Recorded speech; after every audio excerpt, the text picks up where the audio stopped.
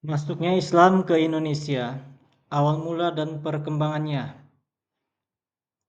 Tujuan pembelajaran mengidentifikasi teori-teori tentang masuknya Islam ke Indonesia, menjelaskan peran para tokoh dan jalur penyebaran Islam, menganalisis dampak sosial budaya dari penyebaran Islam di Indonesia, menunjukkan sikap toleransi dan apresiasi terhadap warisan budaya Islam Nusantara.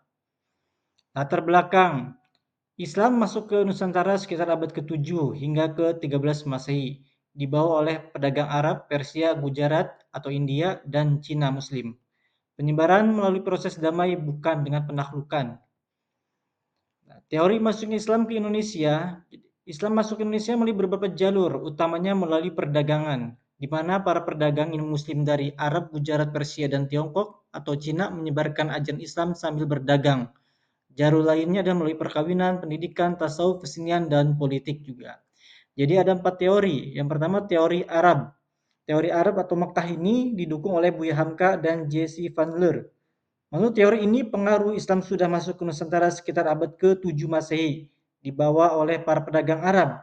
Bukti pendukung teori ini adalah adanya pemukiman Islam tahun 674 di Baros, pantai barat Sumatera.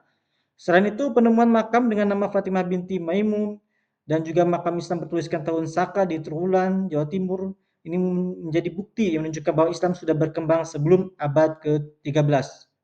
Menurut teori ini, mazhab yang berkembang di Samudra Pasai adalah mazhab Syafi'i, mazhab besar yang dianut oleh masyarakat Mesir dan Mekah.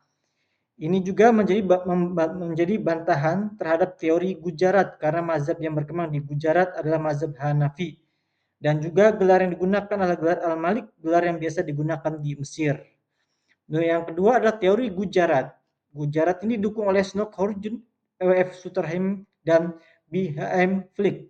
Menurut teori ini, Islam masuk abad ke-7 Masehi dibawa oleh para saudagar muslim dari Gujarat. Bukti yang mendukung teori ini adalah penemuan nisan Malik Soleh, Sultan Samudra Pasai yang bercorak Gujarat, dan tulisan Marco Polo yang menyatakan bahwa pedagang Islam banyak yang berasal dari India. Ini berperan dalam penyebaran agama Islam di Perlak. Nah, itu ya. Yang ketiga, teori Persia. Teori ini didukung oleh Hussein dan Ningrat. Menurut teori ini, Islam masuk ke Indonesia dibawa oleh orang-orang Persia sekitar abad ke-7 hingga ke-13. Bukti-bukti mendukung teori ini adalah adanya upacara tabuik, upacara peringatan wafatnya Sayyidina Hussein bin Ali, cucu Nabi Muhammad di Bengkulu dan Sumatera Barat setiap 10 Muharram atau 1 Asyura. Nah, upacara tersebut adalah upacara tahunan di Persia. Jadi teori Persia ini mirip dan juga beberapa ada aliran Syiah begitulah. Terus yang keempat ada teori Cina.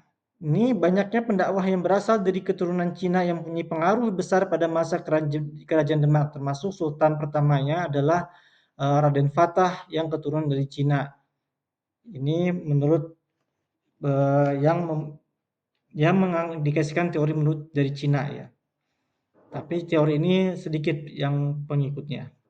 Selanjutnya jalur masuknya Islam ke Indonesia.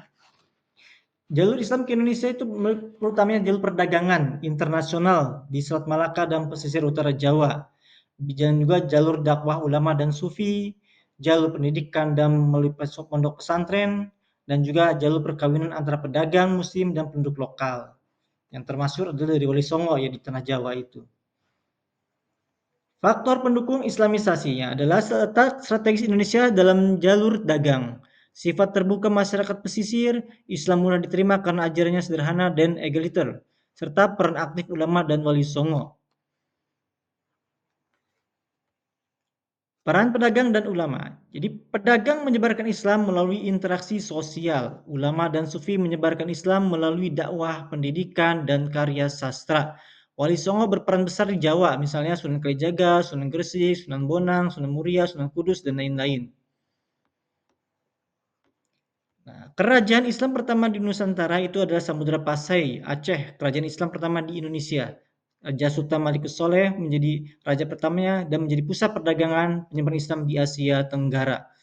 Lalu penyebaran Islam ke wilayah lain, ke Demak, kerajaan Islam pertama di Jawa, Pulau Gorontalo, Sulawesi, Ternate, Tidore, Maluku, Bumi, Sulawesi Tenggara, Islam berkembang dakwah, budaya, dan kekuasaan politik. Ya. Jadi perubahan sosial budayanya sangat banyak sekali. Masuknya Islam mempengaruhi sistem pemerintahan, pendidikan, hukum, dan tradisi. Sistem kerajaan menjadi kesultanan, berdirinya pesantren, masjid, dan madrasah di berbagai wilayah.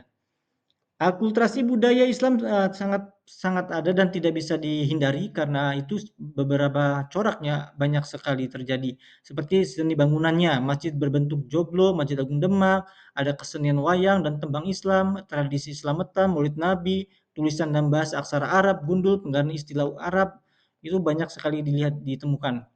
Nilai-nilai yang diteladani, toleransi dan dakwah damai, inovasi budaya tanpa menghilangkan jati diri lokal, pendidikan sebagai sarana perubahan sosial, kepemimpinan religius yang mengakar pada masyarakat. Terima kasih. Demikian. Wassalamualaikum warahmatullahi wabarakatuh.